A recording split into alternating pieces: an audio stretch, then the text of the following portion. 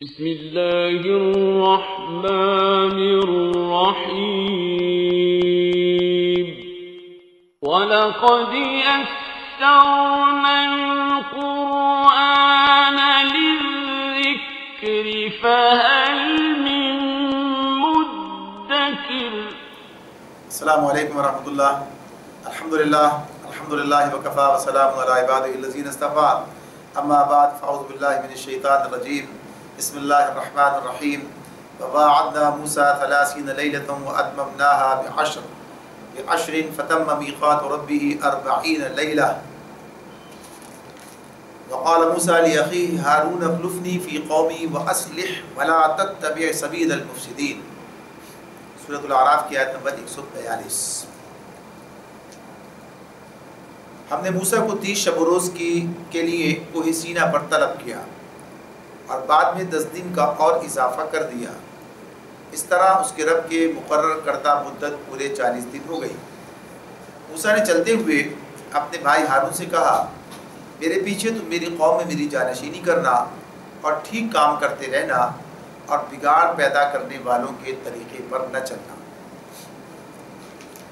جب بنی اسرائیل مصر سے نکل کر آ گئے اور اب گویا کہیے کہ اطمینان کی ایک کیفیت انہیں حاصل ہو گئی، جب دشمن کا معاملہ تو ختم ہو گیا، اب تو آگے بڑھنا ہے، اقدام کرنا ہے، اب آگے چلنا ہے اور بالآخر اللہ تعالیٰ وہ ٹھکانہ بھی عطا فرما دے گا، ملک بھی عطا کرے گا، سارے معاملات ہوں گے، آگے بڑھنا ہے۔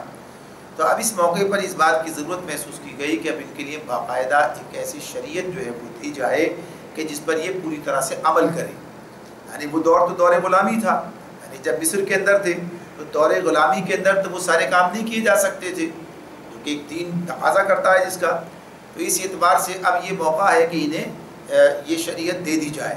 تو اللہ رب العالمین سے دعا بھی کی ہے اور خود اللہ تعالیٰ نے بھی یہ بات جو ہے ان کے لیے کہ موسیٰ علیہ السلام کو طلب کیا ہے کوہ سینا پر، اور اس کے لیے کہا کہ 30 لیلہ 30 راتوں کے لیے، کہ اب یہ 30 راتوں تک، یا اس کے بارے میں یہ بات کہی گئی ہے کہ یہ 30 راتیں جو ہیں یہاں پر گزاریں گے، تو اس 30 راتوں میں کریں گے کیا؟ رات سے مراد صرف رات نہیں بلکہ رات سے مراد رات اور دن دونوں ہے۔ لیکن یہ جو یہاں پر رات کا لفظ استعمال کیا گیا ہے تو بنیادی طور پر یہاں جو اس کو گویا کہیے کہ اسلامی جو طریقہ ہے، اس میں جو شریعت کا نظام ہے، اس میں رات سے بات شروع ہوتی ہے، یعنی دن کا جو شمار ہوتا ہے وہ رات سے ہوتا ہے، یعنی چاند دیکھ کر ہی شروع کرتے ہیں، چاند دیکھ کر ہی، تو چاند دیکھنا کا معاملہ تو رات کا ہوتا ہے، تو یعنی ایک مقدار تعین کرنا جو ہے، کسی مہینے کا تعین ہوتا ہے تو کب سے، جب چاند دیکھتے ہیں جب سے ہوتا ہے تو اسی سے تاریخ کا بھی آغاز ہو جاتا ہے۔ جیسے رمضان کا آغاز چاند دیکھتے ہی ہو جاتا ہے اور چاند دیکھتے ہی معاملہ نہیں ختم ہو جاتا ہے، تو اس اعتبار سے اس لیے رات کی بات ہے یہ، ورنہ اور کوئی ایسی بات نہیں ہے کہ دن سے کوئی الگ معاملہ ہے اور رات سے کوئی الگ معاملہ ہے۔ تو یہ دن اور رات دونوں مراد ہیں یہاں پر، یعنی 30 شب و روز کے لیے جو ہے انہیں اللہ تعالیٰ نے یہاں پر طلب کیا ہے۔ اب یہ یہاں پر انہیں کیا کرنا تھا؟ انہیں یہاں پر یعنی اعتکاف کرنے کی بات ہے کہ انہیں یعنی صرف اپنے آپ کو ہر طرف ظاہر اعتکاف کی صورت پیدا ہوئی جاتی ہے کہ جبکہ انہیں یہاں پر صرف اللہ رب العالمین کی عبادت کے اندر مشغول رہنا ہے یہاں پر۔ تو اس اعتبار سے کہا کہ جب اعتکاف کی بات یہ بھی ہوتی ہے، اعتکاف کے اندر روزہ رکھنا ضروری ہوتا ہے۔ یہ ہمارے پاس بھی جو طریقہ ہے کہ اعتکاف اگر کوئی کرے گا، نفلی اعتکاف بھی کرے گا تو روزہ رکھنا ضروری ہے۔ اگر کوئی شخص روزہ نہ رکھ سکے تو اس کا اعتکاف نہیں ہوگا، یعنی جیسے بیمار ہے روزہ نہیں رکھ سکتا تو اعتکاف بھی نہیں ہوگا اس کا۔ تو اعتکاف کے لیے شرط ہے کہ روزہ رکھنا ضروری ہوتا ہے۔ تو اس میں یہ بات آتی ہے کہ روزہ رکھیں گے اور عبادت کریں گے تو اللہ کے ساتھ اس تعلق کو قائم کرنے کی وہ کیفیت، اللہ کے ساتھ جو ہے تعلق کو اور بڑھانا، اس کے بارے میں بات ہو رہی ہے۔ جیسے نبی اکرم صلی اللہ علیہ وسلم کا معاملہ ہمارے سامنے آتا ہے کہ آپ غار حرا کے اندر رہتے، بڑا طویل وقت گزارتے، یعنی آپ مشغول رہتے، ذکر و فکر جو بھی کیفیت اس وقت کی اس آپ کے پاس تھی، یعنی آپ کے پاس تو نہ کتاب اس وقت آئی تھی، نہ اس کے اللہ کی طرف سے کوئی پیغام آیا تھا، لیکن اس سے پہلے ہی آپ یہ سب کام وہاں پر رہا کرتے تھے۔ تو یہ غور و فکر کی بات کہیے، جو کچھ بھی کہیے، کہ اس سے کٹ کر اپنے آپ کو الگ توجہ مرکوز کرنے کا ایک معاملہ جو ہے سامنے آتا ہے۔ تو اب یہاں بھی اس کو اخذ کرنے کے لیے جو چیز ہمارے سامنے آتی ہے ہم سمجھ سکتے ہیں اس سے کہ اب کیا معاملہ ہے کہ 30 رات دن کے لیے اللہ نے یہاں طلب کر لیا ہے، وہاں بھی اللہ کا کام کر رہے ہیں، وہاں بھی کچھ اور تو نہیں کر رہے ہیں، وہاں بھی سارے کام کے اندر مشغول ہیں، لیکن یہاں الگ کر دیا گیا کہ 30 شب و روز کے لیے الگ آ جاؤ۔ تو یہ تربیت کے پہلو بھی ہمارے سامنے رہنے چاہیے کہ انسان کو ان کی بھی ضرورت ہوتی ہے کہ وہ ذرا کنارہ کر کے اپنے آپ کو اس کام کے لیے تیار کرے. تو یہاں پر جو ہے انہیں 30 دن کے لیے طلب کیا. پھر اس کے بعد کیا 10 دن کا اور اضافہ کر دیا. اس طرح اس کے رب کی مقرر کردہ مدت پورے 40 دن ہو گئی. اب یہ جو 40 دن کا معاملہ سامنے آتا ہے کہ 40 دن کی بات ہو گئی, تو اب یہ بات اس پر کئی باتیں مختلف چیزیں جو ہیں وہ بیان کی گئی ہیں کہ 40 کی بنیاد کیا ہوئی, کیا وجہ. 30 کا آتا پہلے, پھر 10 بڑھا کر 40 کر دیا. اب چلہ کہلاتا ہے, یعنی 40 چلہ اسی کو کہتے ہیں, 40 کو کہا جاتا ہے. جیسا آپ 40 ہوں گے تو پھر یہ کام ہوگا. تو اس سے کوئی خاص بات مراد ہے, کیا معاملہ ہے, کس طرح کی چیزیں. ویسے تو متعدد چیزیں اس کے بارے میں بیان کی گئی ہیں, لیکن کوئی چیز بھی ایسی نہیں ہے جو کہ براہ راست نبی کرم صلی اللہ علیہ وسلم کی طرف سے ہو, یعنی بتائی گئی ہو, آپ کسی صحیح حدیث کے اندر ہمارے سامنے آ رہی ہو, یعنی اسی اعتبار سے چیزیں ہوں. تو مختلف چیزیں, اسی لیے مفسرین نے کئی باتیں اس کے لیے بیان کی ہیں, اور اس میں سے اسرائیلیات کے اندر سے بھی باتیں آئی ہیں. 30 دن جو ہے روزہ رکھا, پھر اس کے بعد جو ہے مسواک کر لی, تو پھر وہ کیفیت ختم ہو گئی, تو کہا 10 دن اور رکھو تاکہ وہ کیفیت دوبارہ پیدا ہو جائے, وہ راحلہ وہ کہتے ہیں پیدا ہوتا ہے. تو غرض یہ ایک بات تو یہ, پھر یہ کہ مزید یہ 10 دن اور بڑھا دیے گئے, تو کہا کہ رفتہ رفتہ پہلے 30 کا, پھر 10 کے بڑھا کے 40 کر دیے. ایک بات اور سمجھ میں آتی ہے, اس کے مطالعہ کرتے ہوئے آج ایک بات ذہن میں اس بنیاد پر آئی, چیز کے اس پر غور کرتے ہوئے کہ آپ اس میں آگے چل کر ایک بات سامنے آئے گی. وہ بات سامنے یہ آتی ہے کہ موسیٰ علیہ السلام کے پیچھے ان کی قوم گمراہی کے اندر مبتلا ہو گئی. یعنی انہوں نے جو ہے بچڑا بنا لیا زیورات کا, اور بنا کر جو ہے اس کو جو ہے اس کے پوجنے لگے, اس کو پوجنا شروع کیا. یہ کام کب ہوا؟ یہ کام جو اسی روایات کی صورت میں جو بات سامنے آتی ہے کہ یہ کام اس وقت ہوا کہ موسیٰ علیہ السلام ان سے 30 روز کے لیے اللہ نے طلب کیا تھا. تو موسیٰ علیہ السلام یہ کہہ کر نکلے کہ میں 30 روز کے لیے جا رہا ہوں. یعنی موسیٰ علیہ السلام کو اللہ نے کہا 30 دن کے لیے. یہ اللہ کی طرف سے بات ہے, کہا نا پہلے ہم نے موسیٰ کو 30 شب و روز کے لیے طلب کیا. اب موسیٰ علیہ السلام جا رہے ہیں. اب جاتے جاتے موسیٰ علیہ السلام نے کیا کیا, یہ پوری آیت کا ترجمہ پہلے دیکھیے. ہم نے موسیٰ کو 30 شب و روز کے لیے طلب کیا, بعد میں 10 دن کا اور اضافہ کر دیا. اس طرح اس کے رب کی مقرر کردہ مدت پورے 40 دن ہو گئی. موسیٰ نے چلتے ہوئے اپنے بھائی ہارون سے کہا, میرے پیچھے تم میری قوم میں میری جانشینی کرنا اور ٹھیک کام کرتے رہنا, اور بگاڑ پیدا کرنے والوں کے طریقے پہ نہ چلنا. یعنی جانشین بھی بنایا اور ہدایات بھی دی. یہ بھی بتایا ہوگا کہ میں جا رہا ہوں, کتنے دن کے لیے جا رہا ہوں بھائی. جب یہ سارے کام ہو رہے ہیں, یعنی کسی کو اپنا قائم مقام بنایا ہے, ہدایات دی ہے, اس کام اس کے حوالے کیا ہے, تو اس کا مطلب کیا ہے, یہ بھی بتایا کہ 30 دن کے لیے. تو سب کو پتا ہے کہ 30 دن کے لیے جا رہے ہیں. اب 30 دن کے لیے جاتے ہیں اور وہاں پر اللہ 10 دن کا اور اضافہ کر دیتے ہیں. تب یہاں کیا ہوتا ہے, جب 30 دن گزر گئے, ارے صاحب یہ تو 30 دن گزر گئے, موسیٰ تو واپس ہی نہیں آئے. اور موسیٰ کو تو لگتا ہے کہ کوئی معاملہ ان کے ساتھ ہو گیا, یعنی اجرت پسند قوم, ایسی قوم. تو گویا اب یہ چیز ان کے علم میں نہ ہونا ان کے لیے آزمائش بن گیا. اب یہ چیز ان کے لیے, اگر انہیں پتہ ہوتا پہلے سے 40 دن کے لیے گئے, 40 دن کے بعد آئیں گے, کسی کو شرارت کرنے کا موقع نہیں ملتا اس معاملے میں. اب شرارت کرنے کا موقع مل گیا, 30 دن کہہ کے گئے تھے, 30 دن پورے ہو گئے, چلو بھائی 31واں دن بھی ہو گیا اور موسیٰ نہیں آ رہا ہے پلٹ کر. اس کا مطلب ہے کہ گڑبڑ ہو گئی. اور پھر اس کے اندر سامری نے اپنا کام کر ڈالا. اس نے کہا ارے رب تو الہ تو یہاں پر آ گیا, یہ موسیٰ وہاں چلے گئے, غفلت میں پڑ گئے, بھول گئے, وہ اللہ تو یہاں پر یہ آ گیا, یہ موجود ہے, یہ تمہارے سامنے.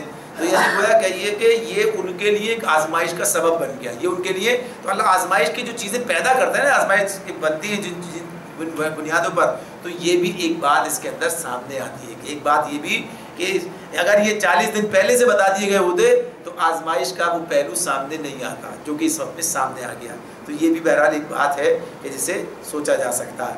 تو یہاں پر اللہ تعالیٰ اسی لیے کہتے ہیں کہ یہ 40 دن پھر ہو گئے, 10 دن اور بڑھا دیے, 40 دن ہوئے. اب یہاں پر موسیٰ علیہ السلام نے اپنے بھائی ہارون سے وہ پیچھے مقرر کیا, تو اس سے یہ کچھ آداب پتہ چل جاتے ہیں. یعنی جو لوگ ذمہ داری کے مناصب پر ہیں تو انہیں یہ بات کہ اپنے پیچھے لوگوں کو منظم رکھنے کے لیے انتظام کرنا, اپنے پیچھے جانشین کا تقرر کرنا, یعنی گویا کہ یہ قائم مقام کا تقرر کرنا, یہ ضروری امر ہے جو اس میں سامنے آتا ہے. اور پھر اسی کے ساتھ ساتھ ہدایات دی ہیں. ہدایات کیا دی ہیں, پھر کیا کہا, وَأَصْلِحْ ہارون اخلفنی فی قومی, ہارون تم قوم کے اندر, میری قوم کے اندر کیا ہے, اب میرے خلیفہ ہو, تم میری قوم میں میری جانشینی کرنا. وَأَصْلِحْ, اب دیکھیے کون ہے ہارون علیہ السلام, یعنی یہ بھی نبی ہے نا, 7 نبی بنائے گئے. اور یہ الگ بات ہے کہ یہ ان کے تابع ہیں, یعنی انہوں نے خود موسیٰ علیہ السلام نے اللہ سے دعا کی تھی کہ انہیں بھی میرے ساتھ لگایا جائے. اب ان سے بھی کیا کہہ رہے ہیں, ساتھ کہتے ہیں اصلح, یعنی اصلاح کے راستے پر چلنا, اصلاح کرتے رہنا. ٹھیک کام کرتے رہنا. تو ابھی اصلاح کس کی ہے؟ اپنی بھی ہے دوسروں کی بھی ہے. یعنی جب کوئی نام تو نہیں کیا کہ ان کی اصلاح کے کام کرتے، بلکہ کیا اصل ہے ٹھیک کام کرتے رہنا. تو اپنے لیے بھی ہے دوسروں کے لیے بھی ہے. تو یہ ساتھ ساتھ یہ بات بھی، اب ان سے کسی بگاڑ کا اندیشہ تو نہیں تھا انہیں پہلے سے کہ کیا بھائی ٹھیک کام کرتے رہنا، گڑبڑ نہیں کرنا، یہ تو مراد نہیں ہے، بلکہ یہی بات کہ یہ کام کرتے رہنا. یہ بات بتا اپنی اصلاح کی کوشش میں بھی لگے رہنا اور دوسروں کی اصلاح کی کوشش میں بھی لگے رہنا. اس لیے کہ جب اصلاح کی کوشش میں نہ لگا رہا جائے تو پھر آدمی کے اندر بگاڑ سر اٹھانے لگتا ہے. یعنی یہ حالات کے اندر، یعنی قوم کے اندر ہی پیدا ہو سکتا ہے. اور پھر کیا کہا؟ ایک بات اور کہی، وَلَا تَتَّبِعْ سَبِيلَ الْمُفْسِدِينَ، اور بگاڑ پیدا کرنے والوں کے طریقے پر نہ چلنا. یعنی لوگ ایسا کام کریں گے، جو لوگ کہیے کہ مناصب پر ہیں، انہیں اندازہ ہونا چاہیے کہ قوم میں کیسے کیسے لوگ ہوتے ہیں، کیسی کیسی تجویزیں آ جاتی ہیں، کیسے کیسے کام آ جاتے ہیں، کیسے کیسے معاملات آ جاتے ہیں. اب کس کے راستے کیا بات، کس کو قبول کرنا ہے، کسے قبول نہیں کرنا ہے. تو بتا دیا کہ مفسد اور مصلح اس کا فرق تمہارے سامنے ہونا چاہیے. جس کے اندر مفسد اور مصلح کی پہچان نہیں ہے اس کو قیادت کا حق نہیں ہے، یعنی اسے کام نہیں کرنا چاہیے. جو مفسد اور مصلح کی تمیز نہیں کر سکتا کہ یہ مفسد ہے اور یہ مصلح ہے، یعنی اس کا یہ جو مقصد ہے اصلاح کرنا ہے یا فساد پھیلانا ہے. بعض چیزیں اس طرح بھی ہوتی ہیں، بڑے اچھے انداز میں آتی ہیں، لیکن اصل پیچھے کیا ہے؟ فساد پھیلنا ہوتا ہے اس کے نتیجے میں. تو اس سے آگاہ رہنا. تو یہ ہدایت دی ہے. فَلَمَّا جَاءَ مُوسَىٰ لِمِيقَاتِنَا وَكَلَّمَهُ رَبُّهُ قَالَ رَبِّ أَرِنِي أَنظُرْ إِلَيْكَ قَالَ لَن تَرَانِي وَلَكِنِ انظُرْ إِلَى الْجَبَلِ فَإِنِ اسْتَقَرَّ مَكَانَهُ فَسَوْفَ تَرَانِي فَلَمَّا تَجَلَّىٰ رَبُّهُ لِلْجَبَلِ جَعَلَهُ دَكًّا وَخَرَّ مُوسَىٰ صَعِقًا فَلَمَّا أَفَاقَ قَالَ سُبْحَانَكَ تُبْتُ إِلَيْكَ وَأَنَا أَوَّلُ الْمُؤْمِنِينَ.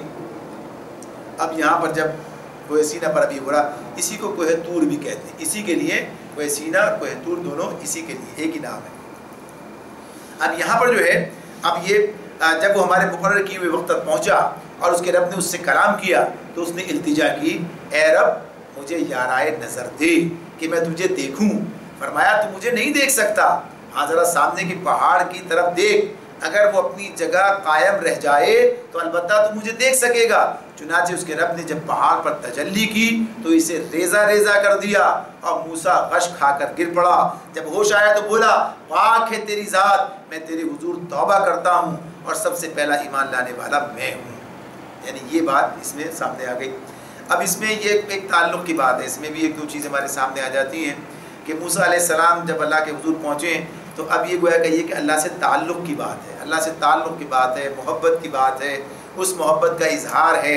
اب چیزیں ظاہر تربیت ہوتی ہے، آگے بڑھتی ہیں باتیں اس معاملے میں. اب یہ انہوں نے گویا کہیے کہ اللہ سے یہ فرمائش کی، اللہ سے گویا چاہا، یہ خواہش کی کہ اللہ میں تجھے دیکھنا چاہتا ہوں، میں تیرا دیدار کرنا چاہتا ہوں، میں تجھے دیکھنا چاہتا ہوں. رب ارنی انظر الیک، مجھے وہ یارائے نظر دے، مجھے وہ آنکھ دے، مجھے وہ نگاہ دے کہ جو میں تجھے دیکھ سکوں. یار اس نگاہ سے نہیں دیکھ سکتا تو وہ نگاہ دے دے.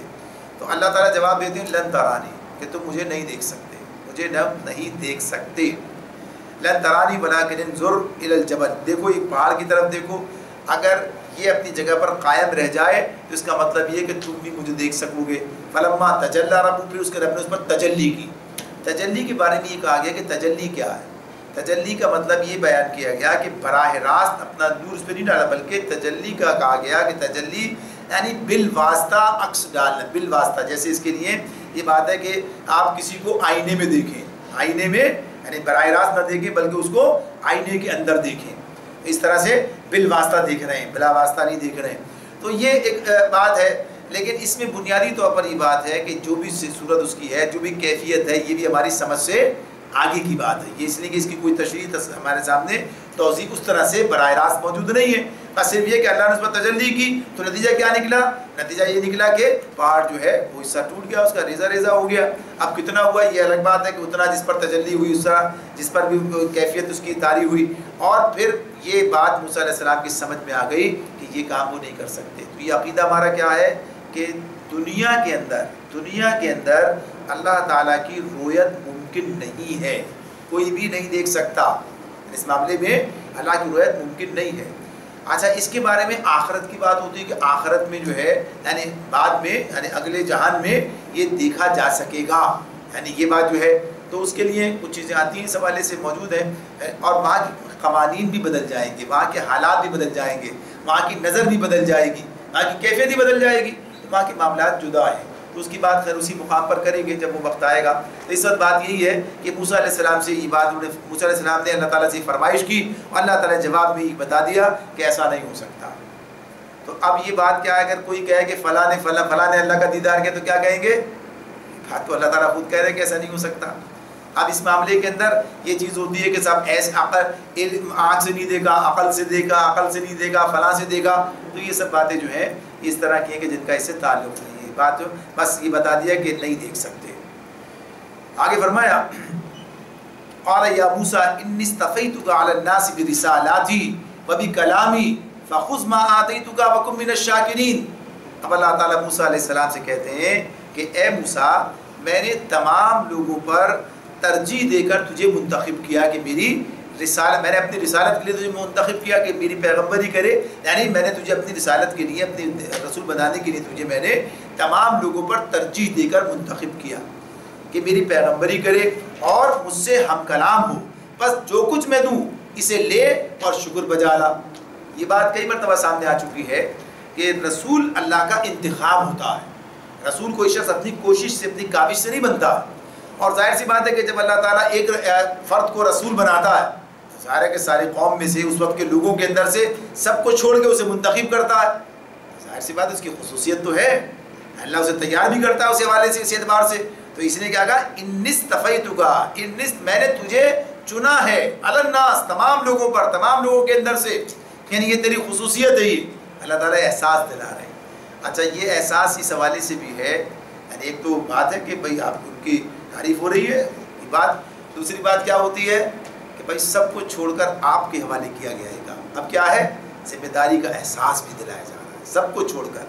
جیسے اب سورہ حج کی آخری آیت میں چلے جائیں، وہاں پر کیا بات آتی ہے، اللہ تعالیٰ ہمارے لیے کہتے ہیں کہ اللہ نے تمہیں چن لیا ہے، یعنی اللہ نے ہمارے لیے بات کہی ہے وہاں پر، وجاہدوا فی اللہ حق جہادہ هو اجتباکم، هو اجتباکم، وہ اجتباکم کے اندر صرف رسول مراد نہیں ہے وہاں پر کہ رسول کے بارے میں بات ہو رہی ہے، بلکہ اس امت کے بارے میں بات ہو رہی ہے۔ ظاہر سی بات ہے کہ اللہ نے تمام لوگوں کے درمیان میں سے ہمیں مسلمان بنا دیا، ہمیں اس امت کے اندر شامل کر دیا، یہ امت منتخب کی گئی ہے، یہ امت منتخب امت ہے نا، یہ منتخب کی اللہ نے، یعنی بنی اسماعیل میں سے اللہ نے اس کو نکالا، تو یہ منتخب، تو اس منتخب ہو جانے کا مطلب کیا ہے کہ آدمی اپنے اس انتخاب کا، یعنی اپنے آپ کو حقدار بنائے، یعنی ویسا بنائے اپنے آپ کو، ابھی ٹھیک ہے ہم نے آپ کو، اب جس سے عزت دی گئی وہ کیا کہے گا، میں اس بات کی پوری کوشش کروں گا کہ مجھے جو عزت دی گئی ہے، مجھ پر جو اعتماد کیا گیا ہے، اور مجھے جو مقام کہ میں اس کے مطابق اپنے آپ کو بناؤں،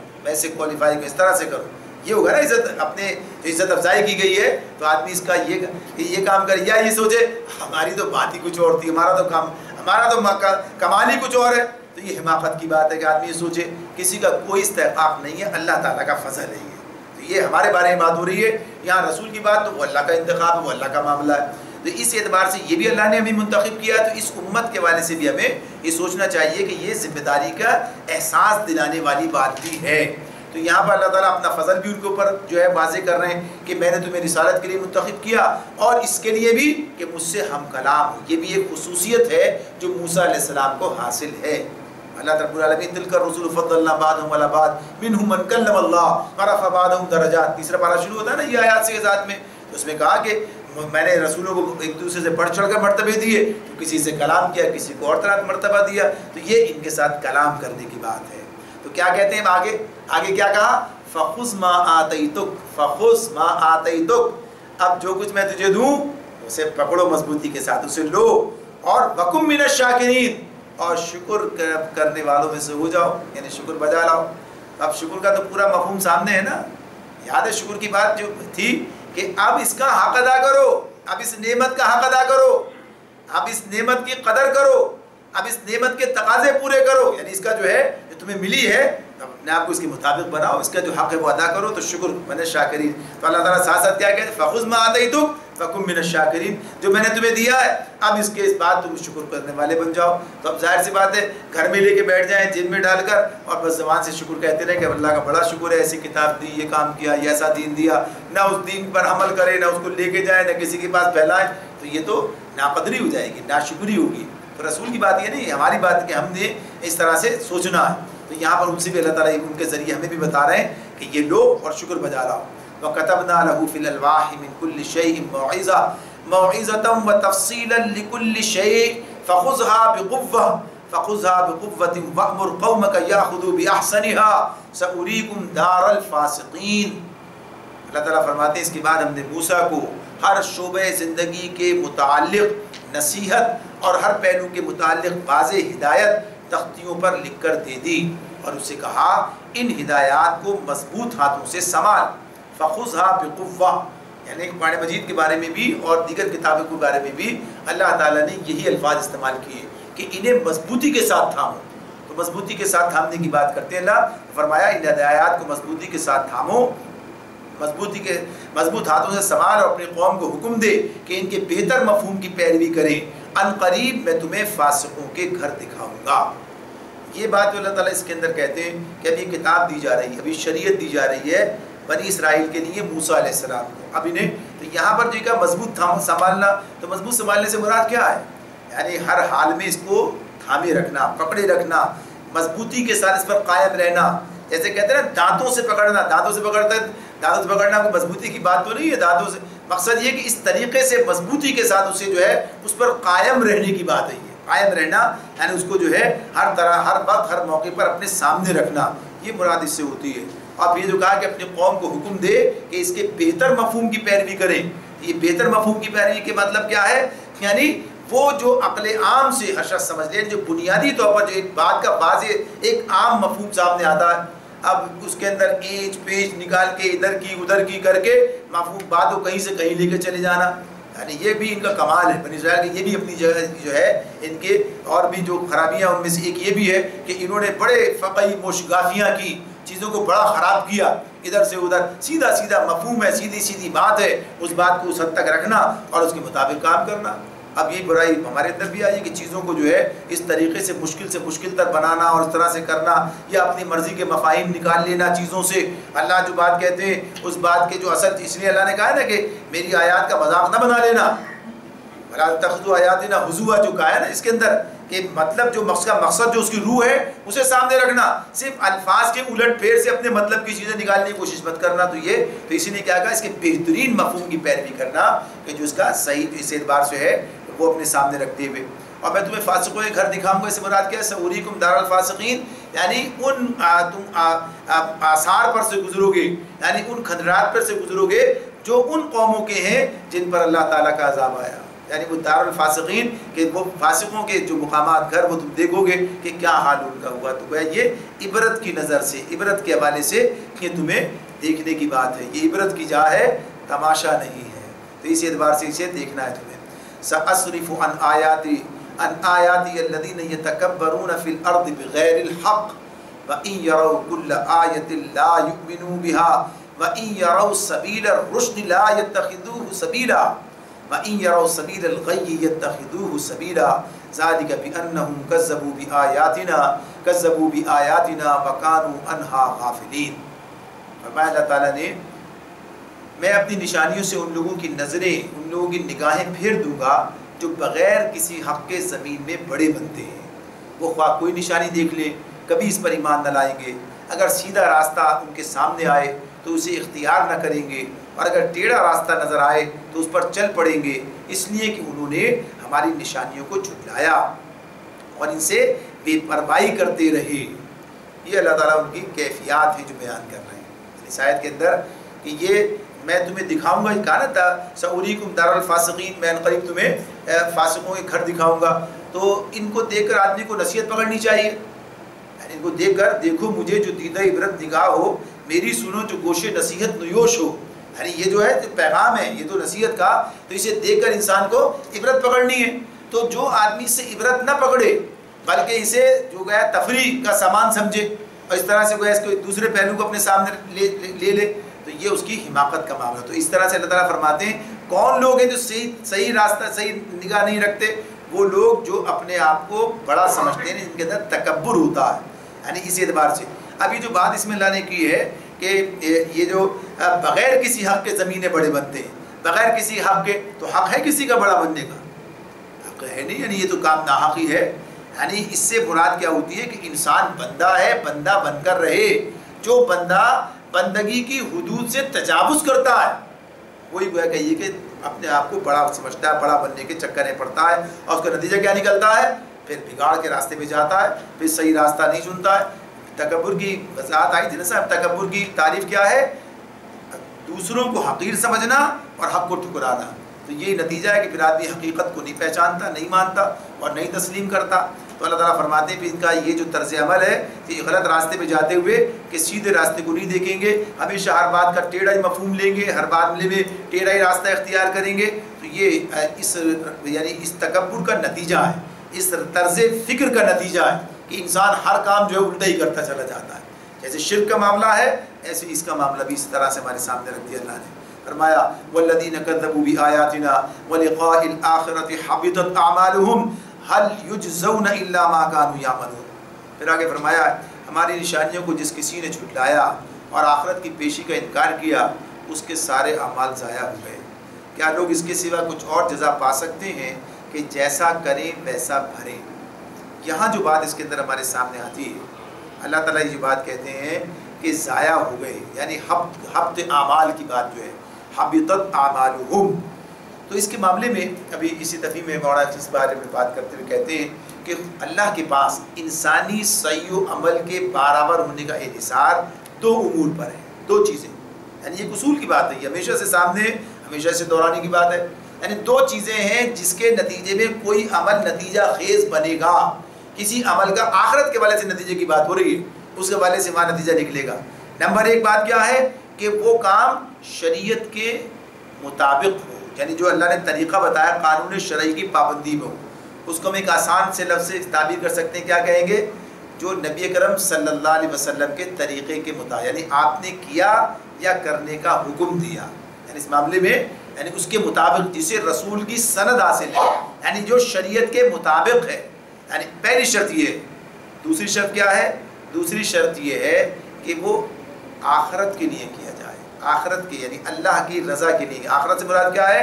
یعنی آخرت دیکھیے بنیادی طور پر جو کام بھی انسان اگر اللہ کے لیے کر رہا ہے تو اللہ تعالیٰ نے کیا کہا ہے؟ اس کا نتیجہ کہاں ملے گا؟